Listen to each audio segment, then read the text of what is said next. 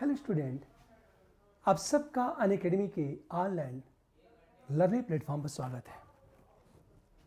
Unacademy India की सबसे बड़ी ऑनलाइन लर्निंग प्लेटफॉर्म है। यदि आप सब्सक्रिप्शन लेते हैं या मुझसे जुड़ते हैं तो हमेशा ध्यान दो इस बात को तो आपको daily live classes, structure course, live test and quiz तथा अनलिमिटेड एक्सेस की सुविधा प्राप्त होगी।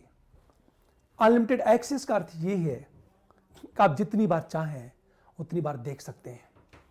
एक बेहतरीन सुविधा आपको उपलब्ध होगी, एक से अधिक बार आप देख सकते हैं। लेकिन यह सुविधा आपको तभी मिलेगी जब आप अनअकैडमी के ऑनलाइन लर्निंग प्लेटफॉर्म को डाउनलोड करेंगे। मैं अपनी बात करूं, मेरा नाम यशवंत कुमार सिंह है और पिछले 20 वर्षों से यूपीएससी के लिए पढ़ा रहा हूं। मेरी पढ़ाई में लगभग 100 से अधिक बच्चों का आईएएस में सिलेक्शन हो चुका है। मैं प्रेजेंट टाइम में निश्चय आईएएस एकेडमी का डायरेक्टर हूं। मैं आपको economics, polity, governance, internal security, social justice पढ़ाऊंगा।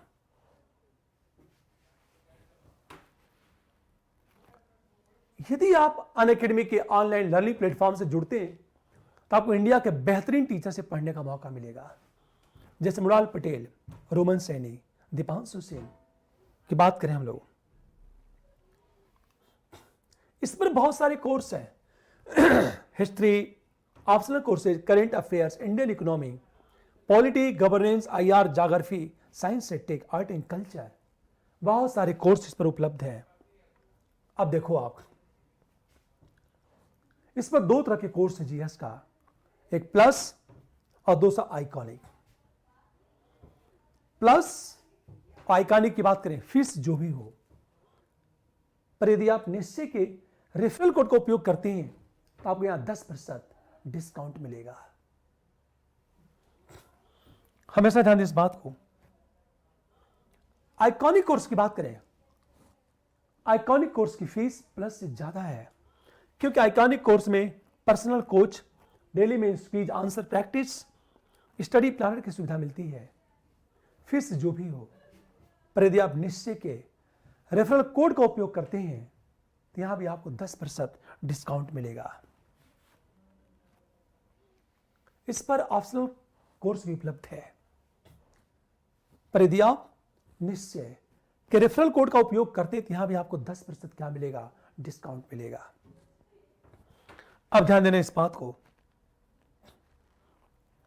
एक बात मैं कहना चाहता हूं, मैं जो भी इकोनॉमिक्स पढ़ा रहा हूं या जो भी टॉपिक पढ़ाऊंगा, आप यूपीएससी के पेपर उठाना और सॉल्व करना। इंडिया में जितने भी इंस्टीट्यूट है जो इकोनॉमिक्स के पेपर बनाते हैं, उनको उठाना और सॉल्व करना। आप, मैं बार बार कहता हूं, बहुत बेसिक क्वेश्चन पूछा जाता है यूपीएससी में। मैं पढ़ा कम रहा हूं, क्वेश्चन क्या बनेगा और हमारा विकल्प क्या चलेगा, मैं बार बार यही बता रहा हूं, और यही आपका सिलेक्शन कराएगा। पढ़ते तो बहुत कुछ लोग हैं, कई बार ऐसा होगा कि बहुत सारे लोग पढ़ाने वाले लोग हैं। मेरे बहुत सारे स्टूडेंट मेरे पढ़ाए हुए स्टूडेंट इस चैनल पर पढ़ा रहे हैं, सोचो आप। लेकिन कई बार आपको लगता होगा कि आपका तैयार हो गया, पर क्वेश्चन नहीं बनता होगा। आईएएस में 100 में 50 क्वेश्चन सही हो गया तो पीटी हो जाता है, फिर भी लोग 40 तारीख नहीं से कर पाते हैं। पढ़ते तो 1 साल है, रीजन क्या है? बहुत अच्छे से मैं बातें करूंगा, पर फिर आपके प्रश्न नहीं बनेंगे तो आपका पढ़ना पूरा बेकार हो गया। आखिर हम पढ़ते क्यों हैं, हम टाइम क्यों लगाते हैं? हमारा क्वेश्चन सही होना चाहिए। इसलिए मैं क्या करता हूं, हमेशा ध्यान दो, मैं कर क्या रहा हूं, किसी टॉपिक को पढ़ाने के बाद प्रश्न कैसे बनेगा मैं उसे सॉल्व कर रहा हूं, ताकि यदि आप एक बार पढ़ लो तो वहां से प्रश्न गलत नहीं होंगे आपके। ये हमारा जब बेसिक इकोनॉमिक्स खत्म हो जाएगी तो करंट इकोनॉमिक्स, बजट, इकोनॉमिक्स सर्वे पढ़ाऊंगा आपको, ताकि वहां से भी प्रश्न आए तो गलत ना हो। हमेशा पॉलिटी, इकोनॉमिक्स, ज्योग्राफी से मैं प्रश्न गलत नहीं होने दूंगा पीटी का। और मेंस की बात छोड़ दो, मैं मेंस तो लिखना सिखा दूंगा आपको, इंटरलिंक करना कि कैसे इंटरलिंक किया जाता है और कैसे आंसर चलेगा। कल मैंने यह बताया था संचित कोष जिसमें रिसिप्ट्स की बात हो चुकी थी। अब हम बात किए व्यय की बात करेंगे। हमने कहा व्यय की बात, मैं कल की क्लास को रिपीट करता हूं। व्यय, एक्सपेंडिचर की बात करें हम लोग।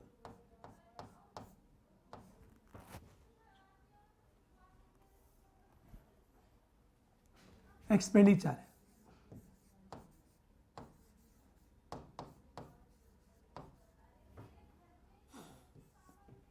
व्यय।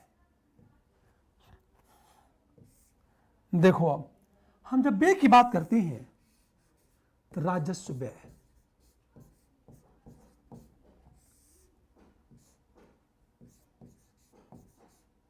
और दूसरी चीज पूंजीगत व्यय।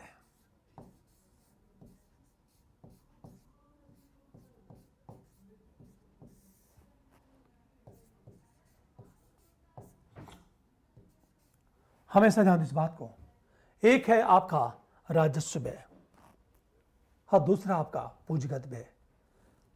एक है रेवेन्यू रिसिप्ट्स सॉरी एक्सपेंडिचर और दूसरा है कैपिटल एक्सपेंडिचर।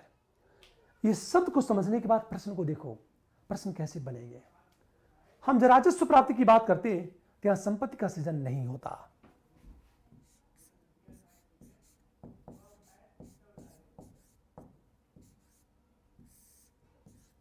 संपत्ति का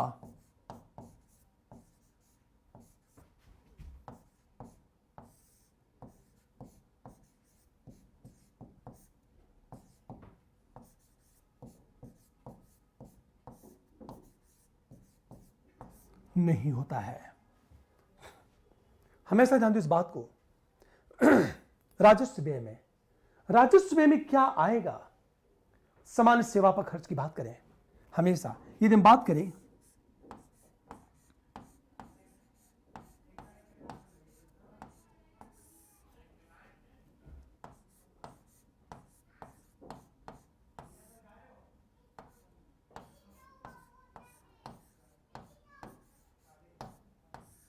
ये राजस्व व्यय का हिस्सा है।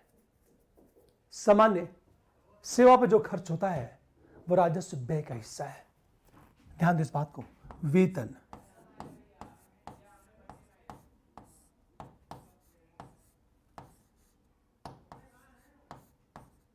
पेंशन,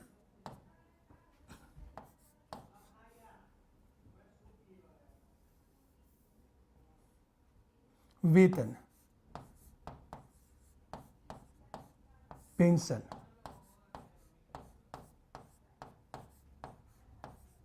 सब्सिडी पर खर्च। मतलब जो वेतन पर खर्च होता है, जो पेंशन पर खर्च होता है, जो सब्सिडी पर खर्च होता है।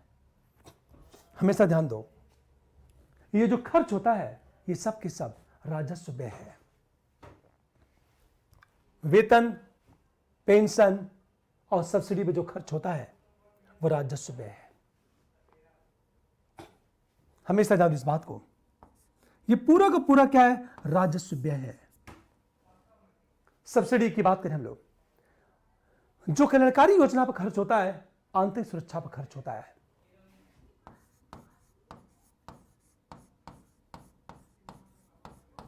कल्याणकारी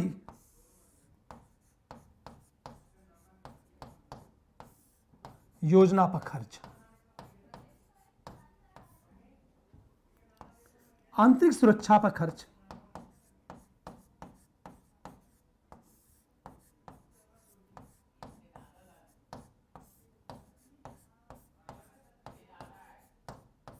रक्षा पर खर्च,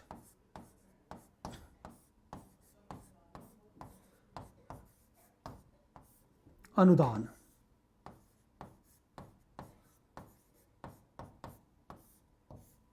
एनजीओ को अनुदान,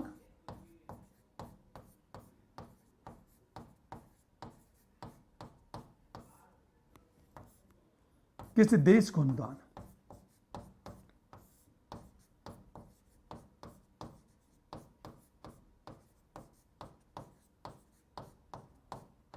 हमेशा ध्यान दो इस बात को। दूसरी से बात करें हम लोग, जितनी भी चीजें हैं संपत्ति के रख रखाव पर खर्च,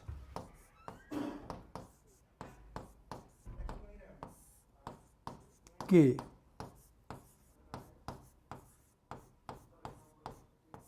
रख रखाव पर खर्च की बात करें हम, ये सब के सब हमारा राजस्व व्यय है। हमेशा ध्यान दें इस बात को। अगली चीज देखें हम लोग, ब्याज का भुगतान।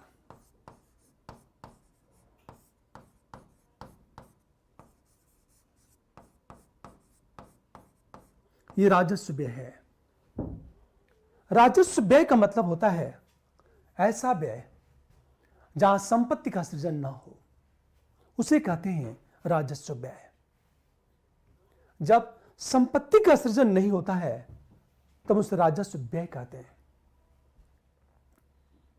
अब ध्यान देने इस बात को, राजस्व व्यय की बात करें, संपत्ति का सृजन ना हो तब उसे राजस्व व्यय कहते हैं।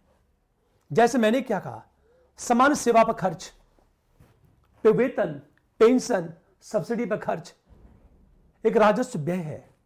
गवर्नमेंट जितना भी वेलफेयर प्रोग्राम चलाती है, जो कल्याणकारी योजनाएं चलाती है, वो सब के सब राजस्व व्यय है। इंटरनल सिक्योरिटी में जो खर्च होता है वो राजस्व व्यय है। हमेशा रक्षा पर जो खर्च होता है, डिफेंस फॉर एग्जांपल, सेना, मिसाइल, जेट विमान, फाइटर प्लेन, कार्गो प्लेन पर जो खर्च होता है वो सब के सब राजस्व व्यय है। हमेशा ध्यान दो इस बात को। कोई फाइटर प्लेन है, हम मिसाइल बना रहे हैं, हम परमाणु बम का निर्माण कर रहे हैं, वो राजस्व व्यय है हमेशा, क्योंकि उसे संपत्ति का सृजन नहीं होता। मान लिया जाए हम टैंक बना रहे हैं, हमारे एसिड्स नहीं है, वो राजस्व व्यय है। हमेशा जो एसिड से, पूरी बात, परमाणु जो बम का निर्माण होता है राजस्व व्यय है। लेकिन जब न्यूक्लियर रिएक्टर पर जो खर्च होता है, न्यूक्लियर रिएक्टर पर उसे ऊर्जा का उत्पादन होता है, उस ऊर्जा का उपयोग हम उत्पादन में करते हैं, वो हमारा एसिड्स है। तो न्यूक्लियर बम पर किया गया खर्च राजस्व व्यय। लेकिन न्यूक्लियर रिएक्टर के निर्माण में जो पैसा खर्च होता है वो पूंजीगत व्यय है। बस ये ध्यान दो, क्या राजस्व व्यय है और क्या पूंजीगत व्यय है। बहुत बेसिक चीज है और स्टूडेंट यहां से गलत कर देता है। ये फ्री का नंबर है। एक बात करूं, इकोनॉमिक्स, पॉलिटी, ज्योग्राफी, इसमें आप नंबर के लीड कर ले गए तो बहुत अच्छा, क्योंकि इकोलॉजी का कोई गारंटी नहीं क्या प्रश्न पूछे, हिस्ट्री पता नहीं क्या पूछ दे। इस बार का इतिहास का पेपर देखो आप, जो हिस्ट्री से क्वेश्चन पूछे गए थे, इतना फैक्ट है कि हम सब कुछ पढ़ नहीं सकते। इकोनॉमिक्स का रेशियो हर साल जा रहा है 15 से लेकर 20 क्वेश्चन में हम थोड़ा सा मेहनत करेंगे तो 15 अवश्य बन जाएगा, और उतना ही काम करना है। जैसे वेलफेयर प्रोग्राम, वृद्धावस्था पेंशन योजना, विकलांगों को, दिव्यांगों को, वीकर सेक्शन को गवर्नमेंट सहायता देती है, वो राजस्व व्यय है। गवर्नमेंट अनुदान देती है, चाहे एनजीओ को दे, चाहे सेल्फ हेल्प ग्रुप को दे। हम विदेशों को अनुदान देंगे। फॉर एग्जाम्पल, भारत सरकार अफगानिस्तान को $1 करोड़ का अनुदान देती है। ये जो $1 करोड़ का अनुदान देती है वो राजस्व व्यय है। $1 करोड़ का अनुदान वो राजस्व व्यय है।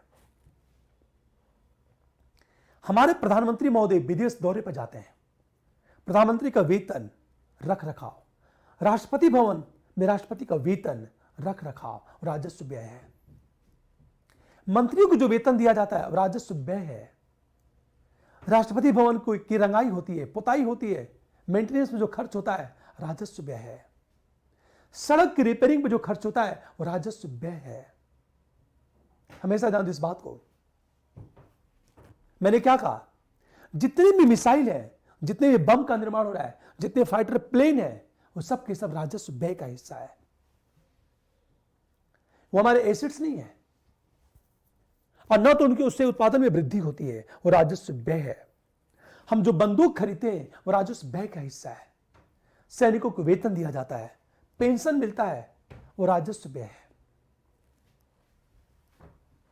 देखो आप, अनुदान दिया जाता है, किसी देश को अनुदान। मैंने कहा हमारी सरकार बैंक से उधार लेती है या विदेशों से उधार लेती है। हमारी सरकार जब उधार लेती है तो उस पर ब्याज चुकाती है। उधार लेने के बाद जो ब्याज चुकाती है वो राजस्व व्यय है। हमेशा उधार लेती है और ब्याज चुकाती है, वो राजस्व व्यय है। हमेशा ध्यान दो इस बात को। तो ब्याज का भुगतान राजस्व व्यय का हिस्सा है। ये राजस्व व्यय का हिस्सा है जो ब्याज का भुगतान चलता हमारा। अब ध्यान देना इस बात को कि हम लोग जैसे एक क्वेश्चन में उठाता हूं, प्रश्न कैसे बनेगा। राजस्व व्यय का हिस्सा है,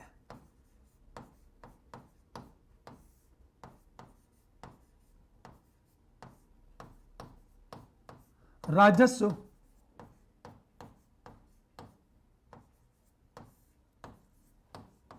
व्यय का हिस्सा है। हमेशा ध्यान दो, फर्स्ट पीएम के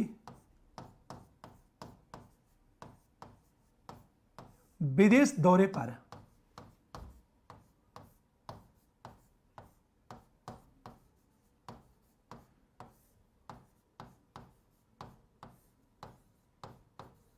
किया गया खर्च।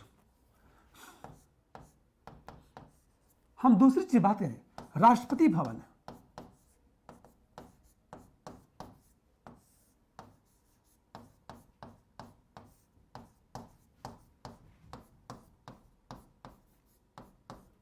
निर्माण पर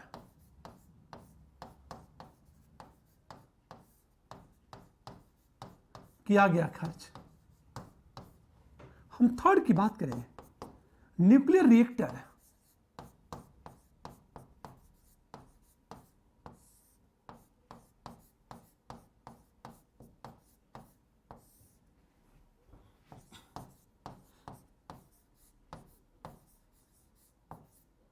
मरम्मत पर किया गया खर्च।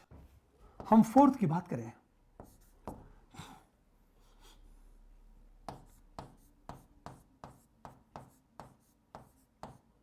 हम सब्सिडी की बात करें, ली गई उधारियों पर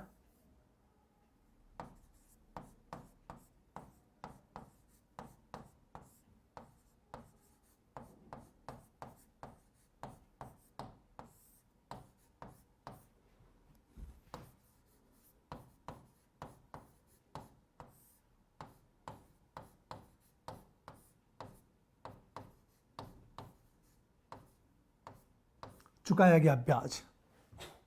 देखो, ये यूपीएससी का प्रश्न है। प्रश्न कैसे पूछेगा, हम गलतियां कैसे करते हैं। जब मैं पूरी इकोनॉमिक्स पढ़ा लूंगा, मैं यूपीएससी का 10 साल का पेपर सॉल्व कराऊंगा आपको। आपको यह लगेगा कितना आसान है। टफ कुछ भी नहीं है, बहुत आसान है। ये बात हमेशा ध्यान दो इस बात को। प्रश्न को देखो आप, राजस्व व्यय का हिस्सा है, पीएम के विदेश दौरे पर किया गया खर्च। ये जो पीएम जब विदेश दौरे पर जाता है तो उस पर जो खर्च होता है वह राजस्व व्यय का हिस्सा है। हमेशा ध्यान दो, पीएम के विदेश दौरे पर किया गया खर्च ये राजस्व व्यय का हिस्सा है। ये बिल्कुल सही है। राष्ट्रपति भवन के निर्माण शब्द है। मैंने क्या कहा, निर्माण और मरम्मत दोनों अलग चीज है। जैसे इस मकान का निर्माण हुआ, निर्माण पर जो पैसा खर्च होगा वो पूंजीगत व्यय, कैपिटल एक्सपेंडिचर, किंतु उसके रिपेयरिंग पर जो खर्च होगा वो राजस्व व्यय। सरकार ने सड़क का निर्माण किया, सड़क के निर्माण पर जो खर्च होता है वो पूंजीगत व्यय, और सड़क के रिपेयरिंग पर जो खर्च होता है, रिपेयरिंग पर, वो राजस्व व्यय। तो राजस्व व्यय और पूंजीगत व्यय में यही अंतर है। हमेशा ध्यान दो। तो जो राजस्व व्यय है, देखो आप, जो हमारा राजस्व व्यय है वो रिपेयरिंग में जो पैसा खर्च होगा वह राजस्व व्यय है। ये तो निर्माण शब्द है, निर्माण पर किया गया खर्च।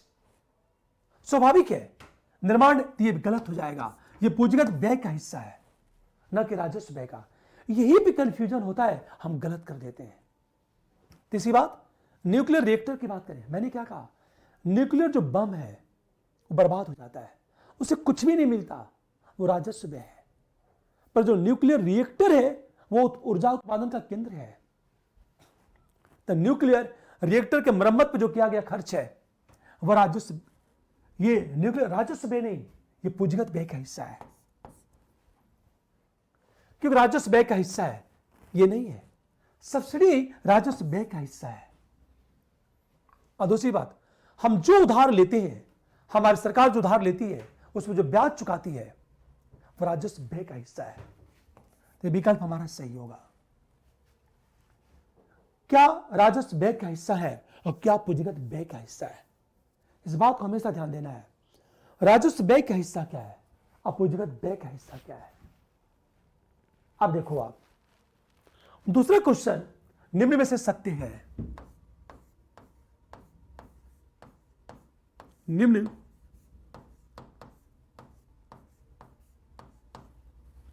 में से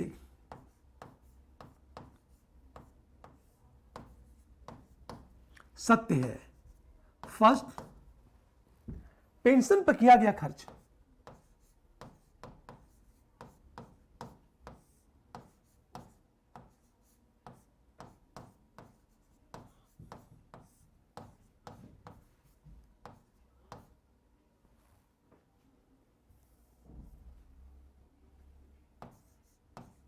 पर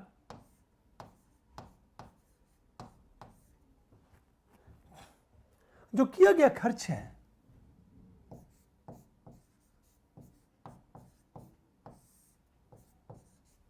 राजस्व व्यय का हिस्सा है।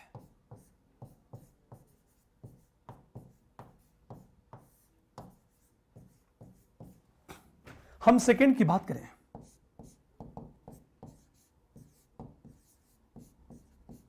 पेंशन में कटौती से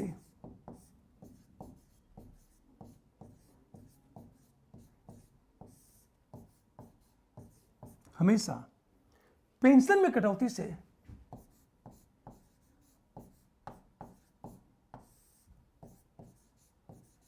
राजस्व व्यय में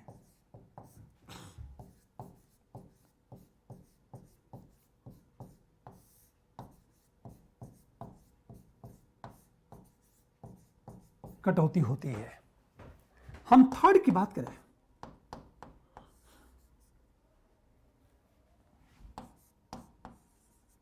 रक्षा पर खर्च में वृद्धि से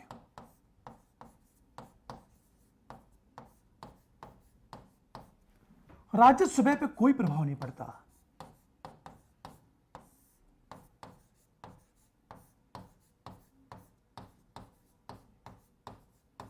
कोई प्रभाव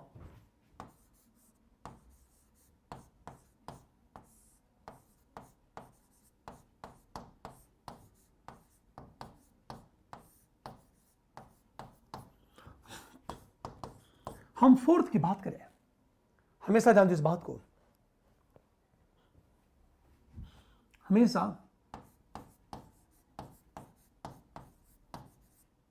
मिसाइलों की निर्माण पर खर्च में वृद्धि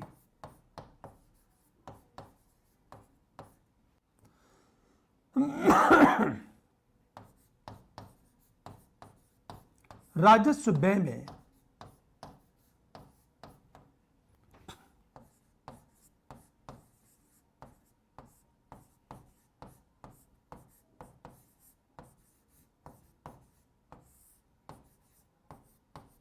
वृद्धि का सूचक है। मिसाइलों के निर्माण पर खर्च में वृद्धि राजस्व व्यय में वृद्धि का सूचक है। अब हमेशा ध्यान दो इस बात को। अब एक चीज सोचो, निम्न में से सत्य है, सत्य क्या है? जैसे मैंने कहा सड़क के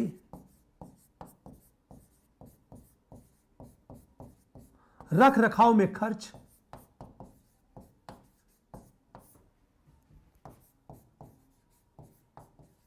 राजस्व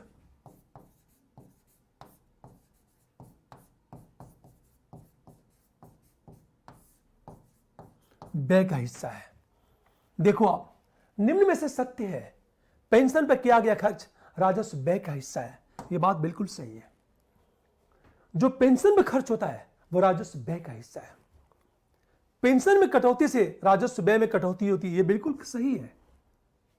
जब पेंशन में वृद्धि होगी तो राजस्व व्यय में वृद्धि होगी, पेंशन में कटौती होगी तो राजस्व व्यय में कटौती होगी, यह सच है। अगला, रक्षा पर खर्च में वृद्धि से राजस्व व्यय पर कोई प्रभाव नहीं पड़ता। ध्यान देना, कॉन्सेप्चुअल क्वेश्चन है ये। डिफेंस में जो खर्च होता है वो राजस्व व्यय का हिस्सा है। यदि आप रक्षा पर खर्च में वृद्धि करते हो तो राजस्व व्यय बढ़ता जाएगा, और रक्षा पर खर्च में कटौती करते हो तो राजस्व व्यय घटता जाएगा। इसका मतलब है, यह लिखा है कि डिफेंस पर खर्च में वृद्धि से राजस्व व्यय पर कोई प्रभाव नहीं पड़ता। यह विकल्प एकदम गलत है। प्रभाव पड़ता है, प्रभाव पड़ता है। क्या सत्य है? मिसाइल के निर्माण पर खर्च में वृद्धि से राजस्व व्यय में वृद्धि का सूचक है। यह बिल्कुल सही है। मिसाइल, बम, हथियार पर जो खर्च करते हैं वो राजस्व व्यय का हिस्सा है। वह एसेट्स नहीं है, संपत्ति का सृजन नहीं होता। यह बिल्कुल सही है। सड़क के रखरखाव में, रखरखाव मेंटेनेंस शब्द है, देखो यह है मेंटेनेंस है। तो सड़क के रखरखाव में खर्च राजस्व व्यय का हिस्सा है। अब देखो, मेंटेनेंस की बात करते हैं, मेंटेनेंस की बात करते हैं हम लोग, यह है राजस्व व्यय का हिस्सा है। तो सड़क के मेंटेनेंस में जो खर्च होता है वो राजस्व व्यय का हिस्सा है।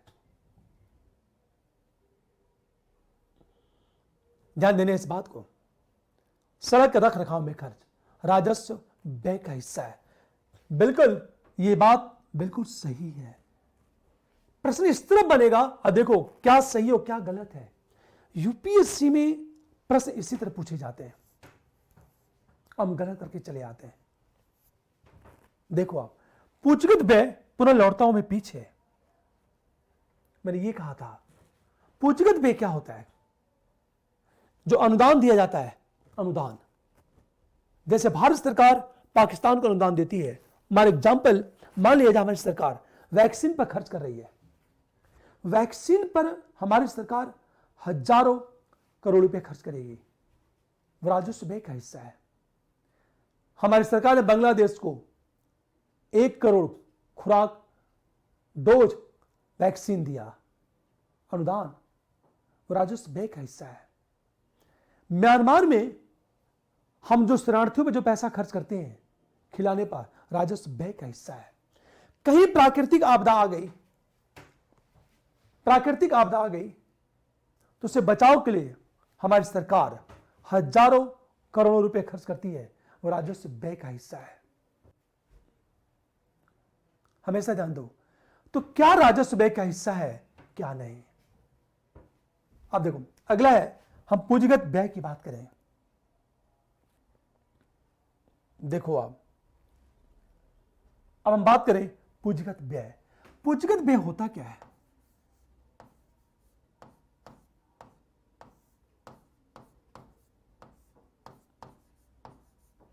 हम इसे कहते हैं कैपिटल एक्सपेंडिचर कहते हैं इसे। पूंजीगत व्यय का मतलब क्या होता है? यह संपत्ति का सृजन होता है। हमेशा ध्यान दो इस बात को।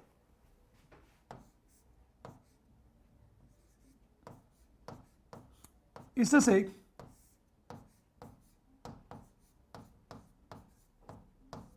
संपत्ति का सृजन होता है।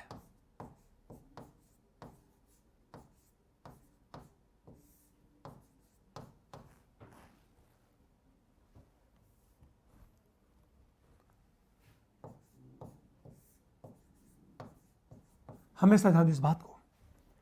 ये अब जैसे एग्जांपल ले लें हम लोग, सड़क, पुल, हवाई अड्डा, मतलब आधारभूत संरचना के विकास पे किया गया खर्च। आधारभूत संरचना के विकास पर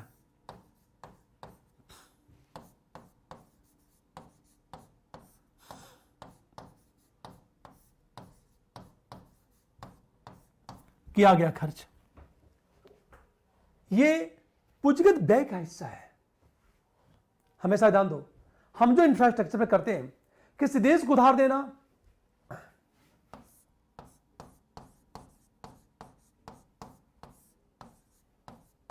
देश को उधार देना,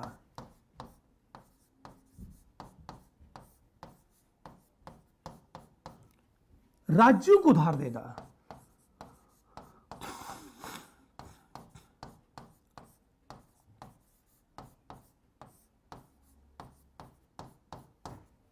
यह पूंजीगत व्यय का हिस्सा है।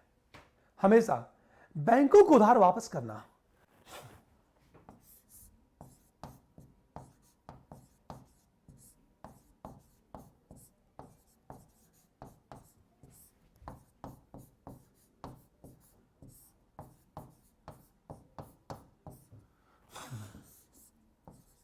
आम जनता से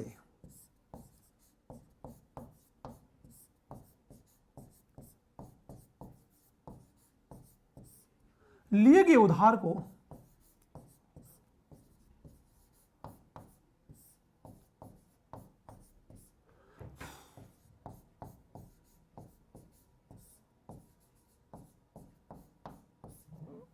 यह पूंजीगत व्यय का हिस्सा है। देखो, इससे एसेट्स का सृजन होता है, निर्माण होता है। द क्रिएशन ऑफ, ये करें, assets is called capital expenditure. जैसे इंफ्रास्ट्रक्चर, हम सड़क की बात, नहर की बात, मकान का निर्माण कर रहे हैं। मान लिया जाए सैनिकों को वेतन दिया जाता है, पेंशन दिया जाता है, राजस्व व्यय। पर सैनिकों को रहने के लिए मकान का निर्माण करते हैं, पूंजीगत व्यय। ध्यान देना, जितने भी परिवहन बस है या परिवहन प्लेन है, वो राजस्व पूंजीगत व्यय का हिस्सा है। मान लिया जाए एयर इंडिया भारत की कंपनी है और एयर इंडिया ने क्या किया, प्लेन का निर्माण कर रही है, खरीद कर रही है 1000 करोड़ 2000 करोड़ रुपए में, मान लो खरीद कर रही है वो, तो वह पूंजीगत व्यय का हिस्सा है। हम जो खरीद कर रहे हैं वह क्या है, आपका पूंजीगत व्यय का हिस्सा है। हमेशा ध्यान दें इस बात को।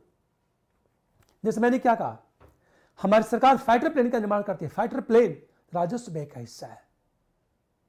लेकिन हमारी सरकार एक ऐसा प्लेन खरीद रही है, प्लेन जिसमें यात्रियों को उड़ाया जाता है, कार्गो प्लेन है, हम सामान ढोते हैं, शिप है, शिप, वो पूंजीगत व्यय का हिस्सा है। जैसे मैंने ये कहा, मान लिया जाए शिप, प्लेन,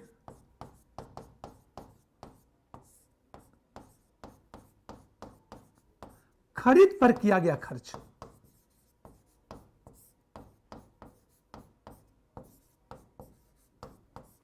यह पूंजीगत व्यय का हिस्सा है।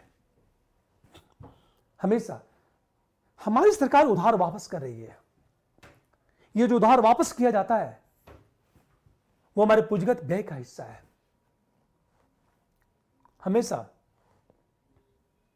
तो कैपिटल एक्सपेंडिचर क्या है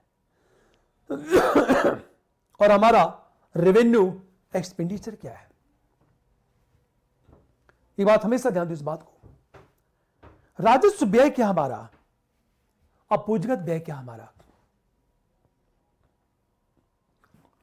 अब देखो, आप राज्यों को उधार देना, बैंक को उधार वापस करना, आम जनता से लेकर उधार को वापस करना, शिप, प्लेन के खरीद पर किया गया जो खर्च है, वह सब के सब हमारे पूंजीगत व्यय का हिस्सा है।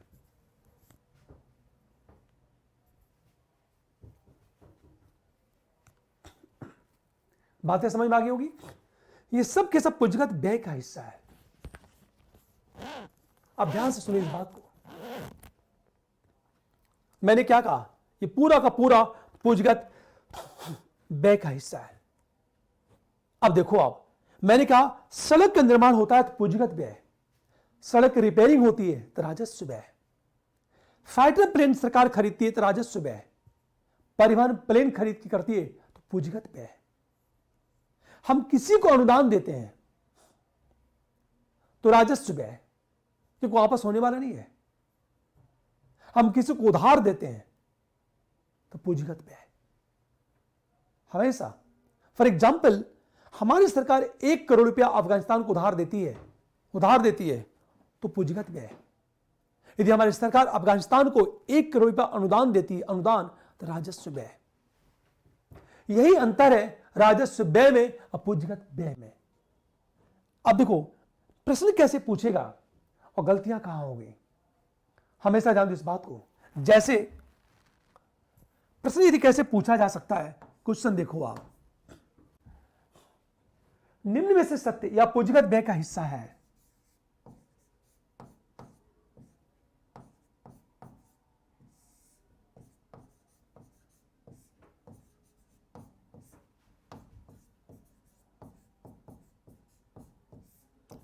हिस्सा है फर्स्ट, फाइटर प्लेन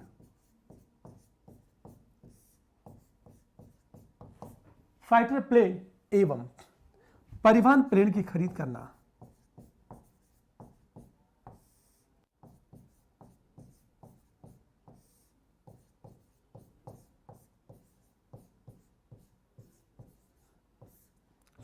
हमेशा ध्यान दो, ये जो फाइटर प्लेन है और परिवहन प्लेन है, इन दोनों की खरीद करना। सेकेंड,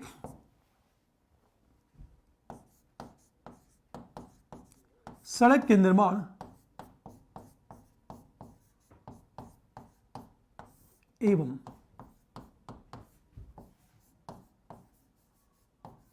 मरम्मत पर किया गया खर्च।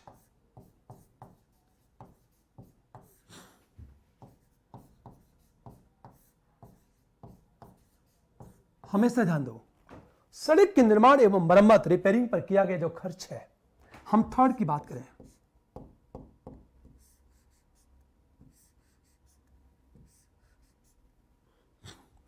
देखो आप, सड़क के निर्माण एवं मरम्मत पर किया गया खर्च। हम तीसरी चीज बात करें,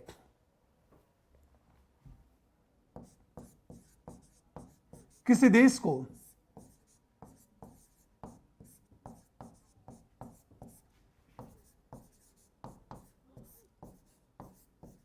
उधार देना। फोर्थ,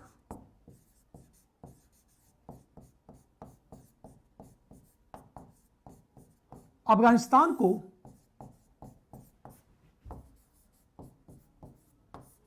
भारत द्वारा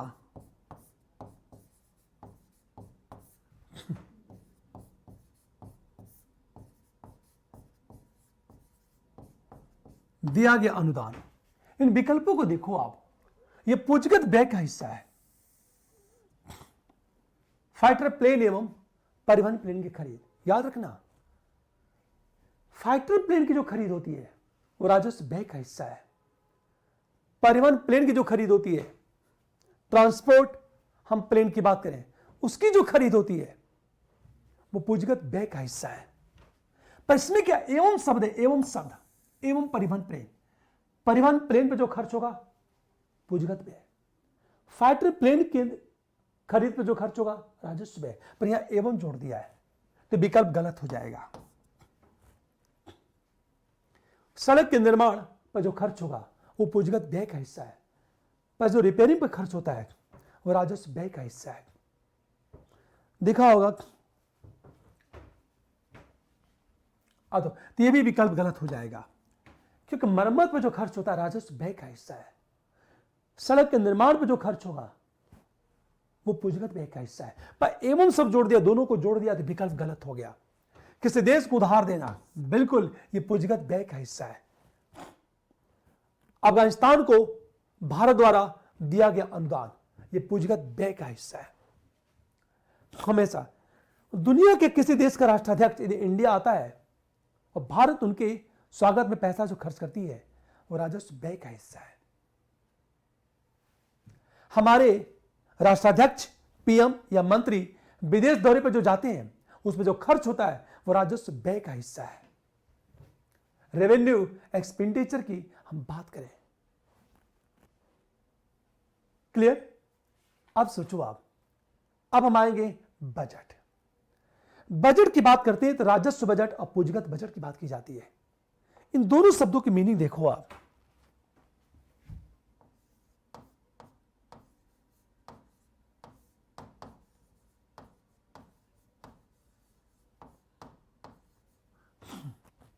हम जब बजट की बात करते हैं तो दो चीज आती है।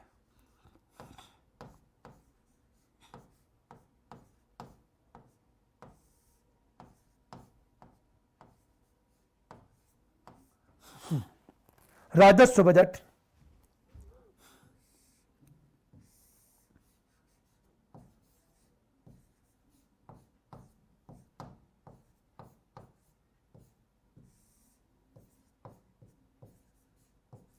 और हम बात करें पूंजीगत बजट की। रेवेन्यू बजट की बात करें और पूंजीगत बजट की बात करें, बजट में दो बातें होती हैं। राजस्व बजट में दो चीज,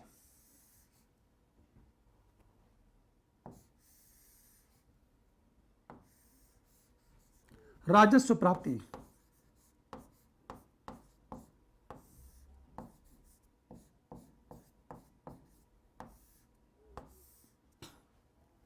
हाँ, दूसरा चीज है राजस्व व्यय।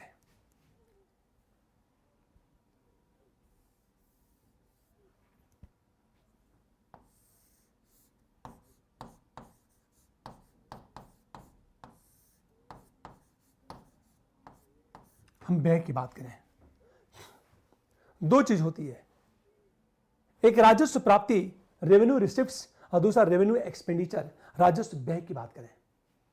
हम राजस्व व्यय की बात करते हैं तो दो भागों में डिवाइड हो जाता है, प्लान्ड और नॉन प्लान्ड, योजनागत व्यय और गैर योजनागत व्यय। हमेशा एक योजनागत व्यय होता है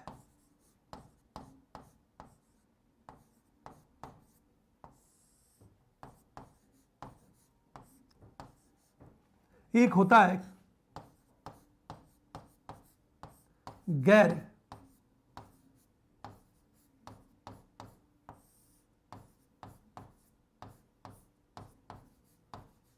हम व्यय की बात करें, हमेशा ध्यान दें इस बात को। राजस्व व्यय में एक होता है योजनागत व्यय, हाँ, दूसरा होता है गैर योजनागत हम व्यय की बात करें। हमेशा ध्यान दें इस बात को, इसमें संपत्ति का सृजन होता है। हमेशा इसमें क्या होता है,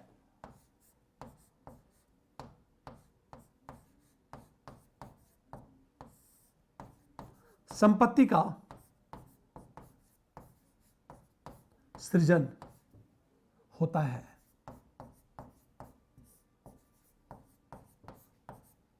योजना के अनुसार खर्च किया जाता है।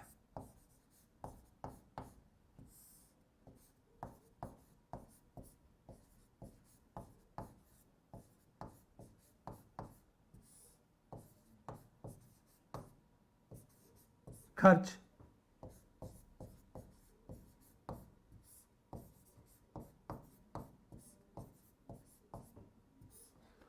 हमेशा यहां संपत्ति का सृजन होता है और योजना के अनुसार खर्च किया जाता है। यह योजनागत व्यय है। गैर योजनागत व्यय में क्या होता है, संपत्ति का सृजन नहीं होता। हमेशा ध्यान दो इस बात को। जैसे इस गैर योजनागत व्यय की बात करें,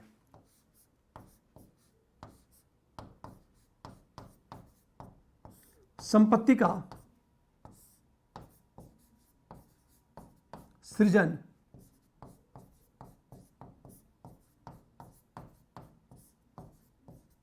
नहीं होता है। अब कौन सी ऐसी योजनाएं हैं जिसे हम गैर योजनागत व्यय में रख सकते हैं? जैसे मैंने क्या कहा, वेतन, पेंशन, सब्सिडी पे जो खर्च होता है, संपत्ति के रखरखाव पे जो खर्च होता है वह गैर योजनागत व्यय है। रक्षा पर जो खर्च होता है वह गैर योजनागत व्यय है। हमेशा ध्यान दो इस बात को। जैसे यदि हम बात करें गैर योजनागत व्यय।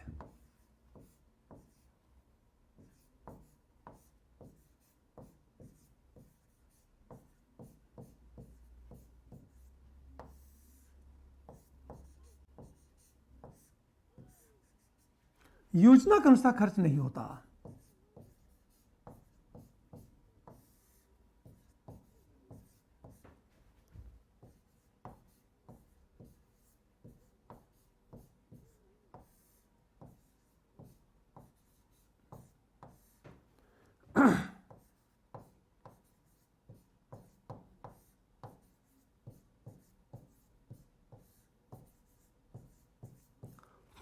जैसे मैंने क्या कहा, वेतन, पेंशन, सब्सिडी,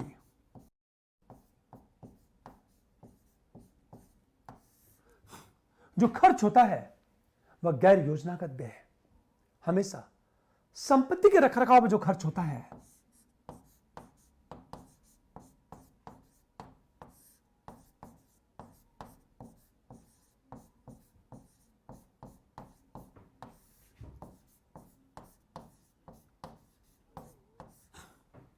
फॉर एग्जाम्पल, मान लिया जाए सरकार सड़क का निर्माण कर रही है हमेशा, तो जो सड़क का निर्माण कर रही है ना वो योजनागत व्यय है, पर सड़क के मेंटेनेंस में जो खर्च होता है वह गैर योजनागत व्यय है। दोनों में बेसिक डिफरेंट ये है, प्लांट एंड नॉन प्लांट की बात करें हम लोग, सड़क के निर्माण पर जो खर्च होता है वह योजनागत व्यय है, पर सड़क के रिपेयरिंग में जो खर्च होता है, रिपेयरिंग, वह गैर योजनागत व्यय है। दोनों में बेसिक डिफरेंट देखो आप, क्या अंतर है। दूसरी, रक्षा पर जो खर्च होता है वह गैर योजनागत व्यय है। रक्षा, वेतन, पेंशन, सैनिक के कपड़े, ये सब के सब गैर योजनागत व्यय है। हमेशा ध्यान इस बात को।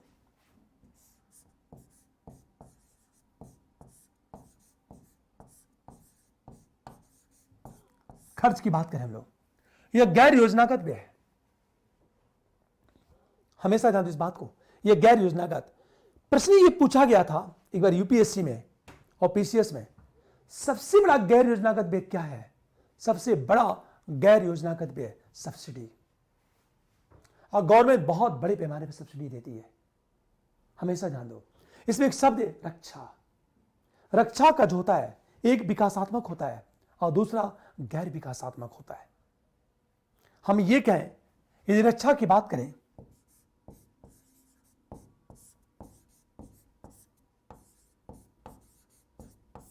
दो चीज, एक होता है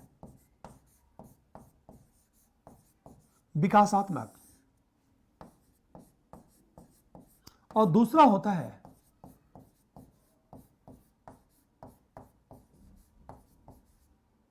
गैर विकासात्मक।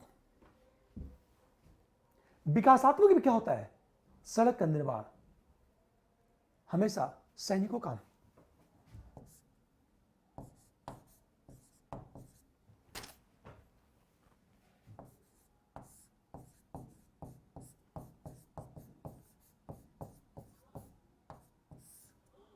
गैर विकासात्मक क्या होता है?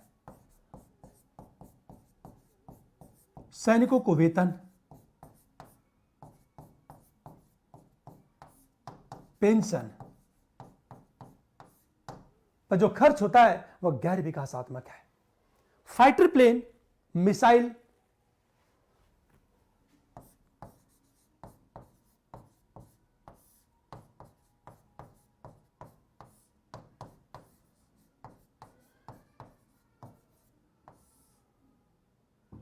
ये सब के सब गैर विकासात्मक है। अब देखो, आप रक्षा पर जो खर्च होता है वो गैर योजनागत व्यय है। प्रश्न ये उठा कि क्या वो विकासात्मक है या नहीं है। अब डिफेंस को दो भागों में डिवाइड कर दिया जाता है, दो भागों में बांट दिया जाता है। एक होता है विकासात्मक, जैसे मैंने क्या कहा, सड़क का निर्माण, ये विकासात्मक है क्योंकि इकोनॉमी में योगदान करता हुआ। लेकिन याद रखना, जब सड़क बनता है ना तो सीमाओं पर सड़क बनता है। ठीक है, तो जो सीमाओं पर सड़क बनना है, सीमाओं पर जो सड़क बनना है वह गैर विकासात्मक है, पर बस्तियों में यदि सड़क बनना है तो विकासात्मक है। और सड़क एसिड्स है। गैर विकासात्मक की बात करें, फाइटर प्लेन मिसाइल पर जो खर्च होता है वो गैर विकासात्मक है। सैनिकों को जो वेतन दिया जाता है वह सब के सब, और पेंशन दिया जाता है वह गैर विकासात्मक है। हमेशा ध्यान दो इस बात को, क्या विकासात्मक है और क्या गैर विकासात्मक है, ये देखो आप। ठीक है, ये बातें समझ में आ गई होंगी। अब एक बात करें, जब रक्षा व्यय की हम बात करते हैं ना, ऐसे व्यय जब पूंजी का सृजन होता और ऐसे व्यय जब पूंजी का सृजन नहीं होता। तो हम रक्षा व्यय को दो भागों में डिवाइड कर देते हैं।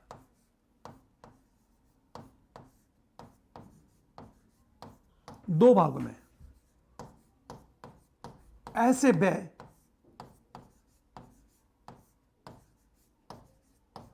जहां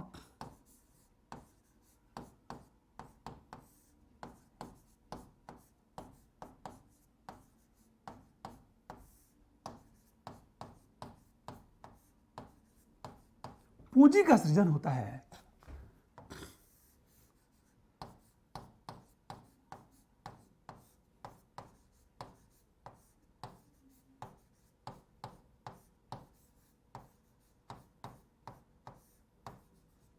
पूंजी का सृजन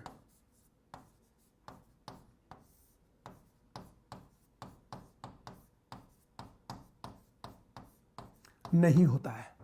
जैसे मैंने ये कहा, सड़क, मकान, पनडुब्बी, ये एसिड्स है।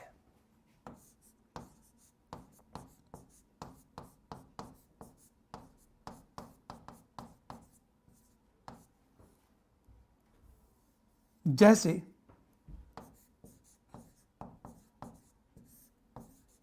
सड़क का निर्माण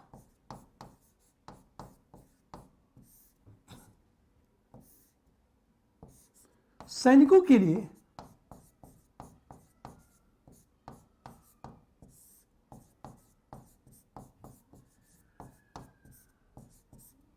मकान,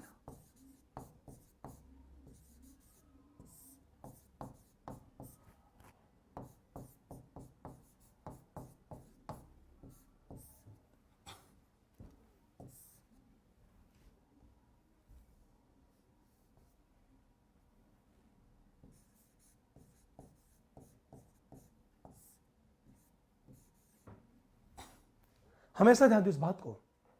जैसे कई बार गवर्नमेंट सैनिकों के लिए सड़क का निर्माण करती है, डिफेंस के लिए सड़क का निर्माण करती है।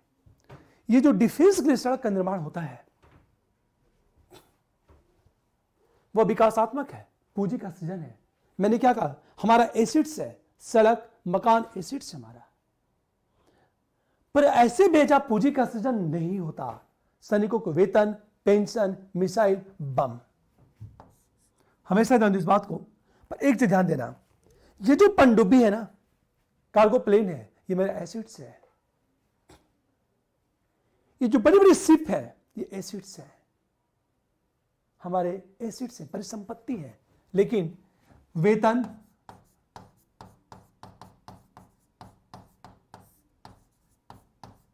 सैनिकों को वेतन, पेंशन,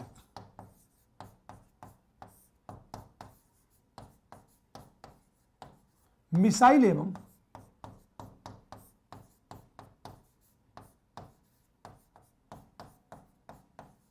बम के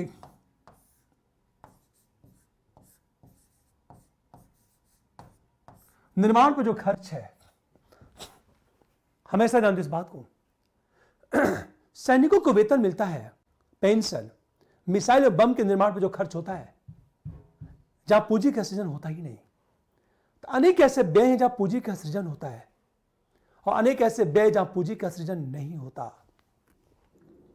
तब इसको क्या करते हैं, हम दो भागों में डिवाइड कर देते हैं। हमेशा ध्यान दो इस बात को, क्या सही है।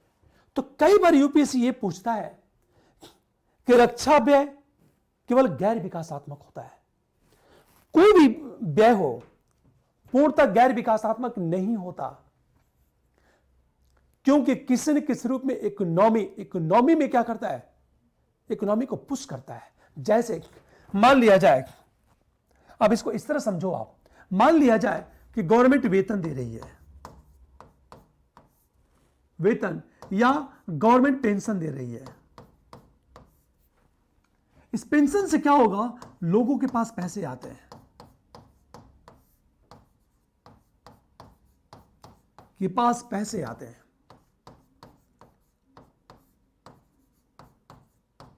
अब एक चीज देखो, जब पैसे आएंगे तो बाजार में मांग क्या हो जाएगी, बाजार में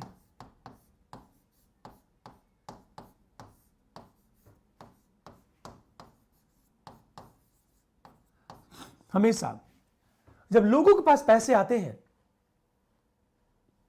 तो बाजार में मांग में क्या हो जाएगी, वृद्धि हो जाएगी। हमेशा जानते हो। और जब बाजार में जब मांग में वृद्धि होगी तो स्वाभाविक है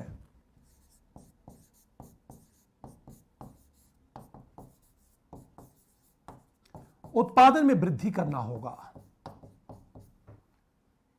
इसके लिए क्या करना होगा,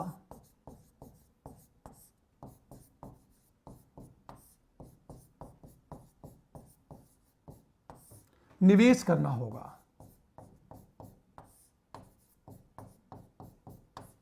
और निवेश से क्या होता है, निवेश से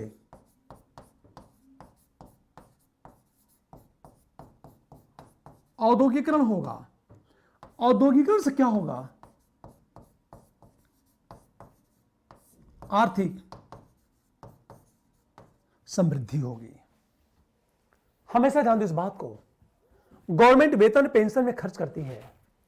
माना जाता है कि वेतन और पेंशन गैर विकासात्मक है, लेकिन इसे पूर्णतः सहमत नहीं हुआ जा सकता। यह पूर्णतः गैर विकासात्मक नहीं है। कारण क्या है कि लोगों के पास पैसे आते हैं। जब लोगों के पास पैसे आते हैं तो बाजार में मांग में वृद्धि होती है। इससे क्या होगा, उत्पादन में वृद्धि करना होगा, क्योंकि डिमांड को फुल करना है। उत्पादन में वृद्धि करने के लिए निवेश करना होगा। निवेश से औद्योगिकरण, और औद्योगिकरण से क्या होगा, आर्थिक समृद्धि बढ़ेगी, इकोनॉमिक ग्रोथ बढ़ता है। एक बात हमेशा ध्यान दो इस बात को, यह स्थिति होती है। अब थोड़ा सा हम बात करें, जैसे इसको ध्यान से समझिए इस बात को, किस तरह चलता है ये। हम इसे इस तरह बात बता सकते हैं, मान लिया जाए गवर्नमेंट वेतन देती है, वेतन से क्या होगा, लोगों के पास पैसे आएंगे।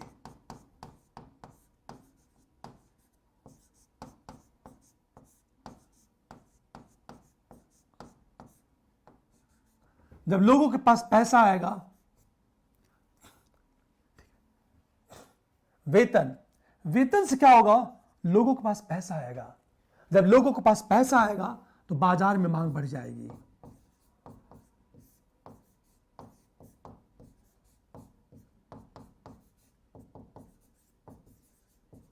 जब मांग में वृद्धि होगी तो स्वाभाविक है उत्पादन में वृद्धि करना होगा।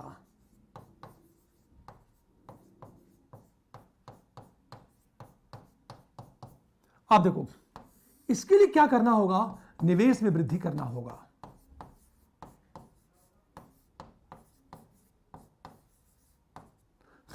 जब निवेश में वृद्धि होगी तो औद्योगिकरण होगा।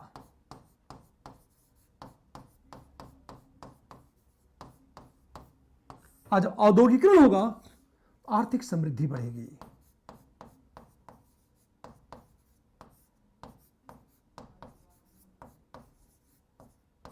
हमेशा ध्यान इस बात को,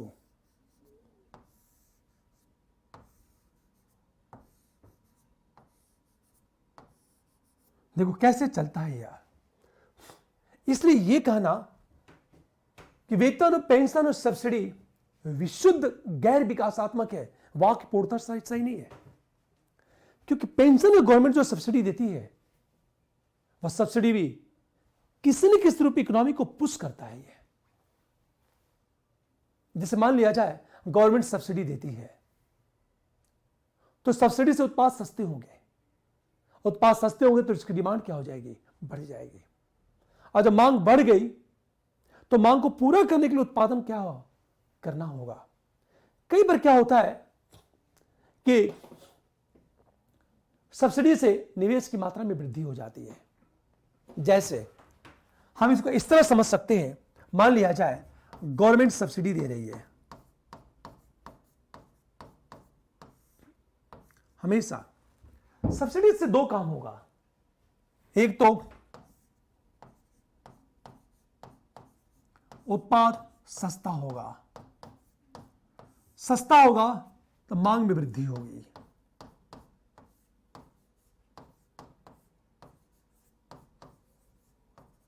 हमेशा ध्यान दो, यदि हमारा प्रोडक्ट सस्ता हुआ तो उसकी डिमांड क्या हो जाएगी, बढ़ जाएगी, मांग में वृद्धि हो जाएगी। दूसरी तरफ क्या होगा, यूरिया सब्सिडी से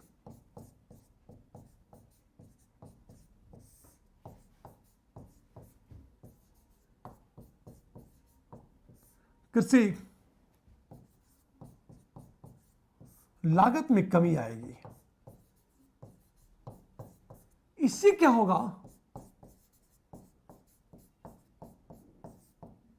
किसानों की आय में वृद्धि हो जाएगी।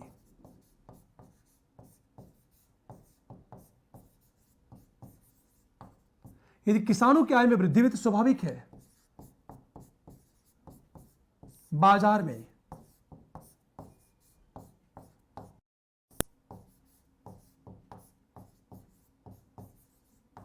मांग में वृद्धि हो जाएगी। हमेशा ध्यान दो, यदि प्रोडक्ट सस्ता हुआ तो डिमांड में वृद्धि हो जाएगी। यूरिया सब्सिडी से क्या होगी, कृषि लागत में कमी आएगी, किसानों की आय में वृद्धि होगी, बाजार में मांग में वृद्धि होगी। यदि बाजार में मांग में वृद्धि हुई, मार्केट में डिमांड हमारी बढ़ गई, तो फायदा क्या होगा,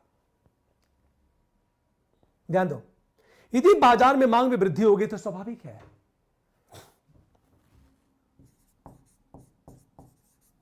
अधिक उत्पादन करना होगा। इसके लिए क्या करना होगा,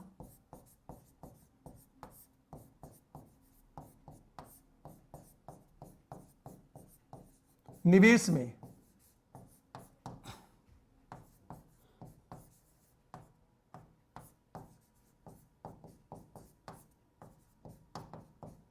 वृद्धि करनी होगी।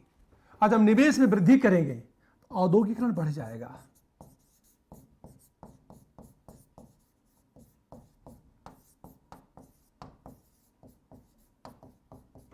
इससे क्या होगा, आर्थिक समृद्धि बढ़ जाएगी।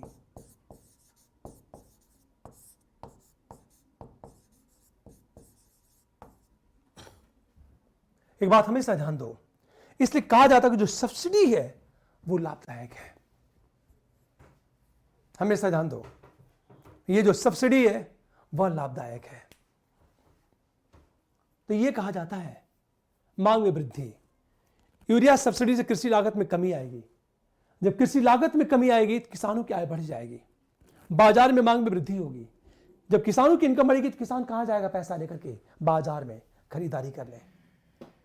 जब किसान बाजार में जाएगा खरीदारी करने तो स्वाभाविक है बिक्री बढ़ेगी, तो जो बेचने वाला है वो उसका ज्यादा उत्पादन करेगा। फैक्ट्री में अब ज्यादा उत्पादन बढ़ जाएगा।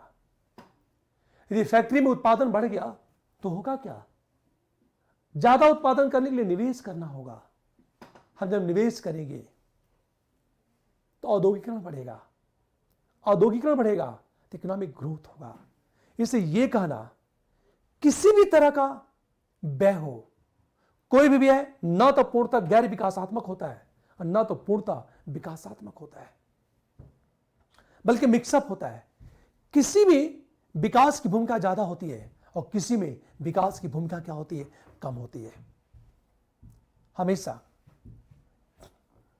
लेकिन आपने देखा होगा इकोनॉमिक सर्वे, जब आर्थिक सर्वेक्षण की हम बात करती हैं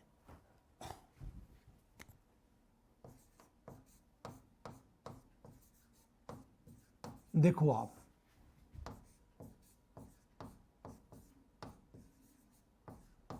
हम जब आर्थिक सर्वेक्षण की बात करते हैं, ये एक विकासात्मक होता है।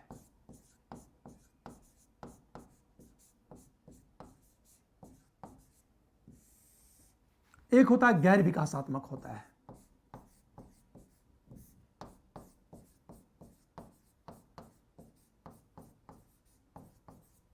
विकासात्मक और गैर विकासात्मक इकोनॉमिक स्तर में दो चीज होती है। आधारभूत संरचना का विकास, ये विकासात्मक है।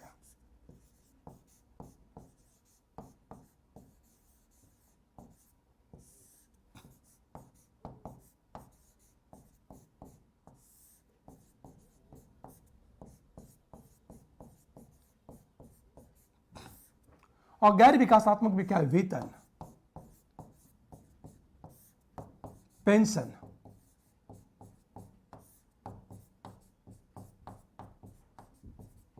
हम सब्सिडी की बात करें, ये इकोनॉमिक सर्वे। बात ध्यान देना, विकासात्मक और गैर विकासात्मक। अब तक हम लोग जितनी बातें पढ़ी हैं उस पर मैं क्वेश्चन बनाऊंगा प्री का। मैं बार बार कहता हूं क्वेश्चन देखो, क्वेश्चन कैसे पूछेगा और कहां गलतियां करते हो आप। यकीन करो, आप मुझे फॉलो करो, मैं आपकी गलतियां दूर कर दूंगा। मैं बार बार कहता हूं, आपने इकोनॉमिक्स की मेरी पूरी क्लास देख ली, ध्यान से उस पर काम कर ले गए, फिर आप यूपीएससी के पेपर उठाओ, सॉल्व करो, आप बहुत मजा आएगा। ठीक है, शेष बातें हम लोग अगली क्लास में करते हैं। मैं कहता हूं वीडियो अच्छी लगे तो प्लीज लाइक करो, आप शेयर करो और सब्सक्राइब करो। मैं ये चाहता हूं, लाइक करो, शेयर करो, सब्सक्राइब करो आप। यदि आप सब्सक्रिप्शन को परचेज करते हैं और निश्चय के रेफरल कोड का उपयोग करते हैं तो आपको 10% डिस्काउंट मिलेगा। थैंक यू, अगली क्लास में मिलते हैं हम लोग।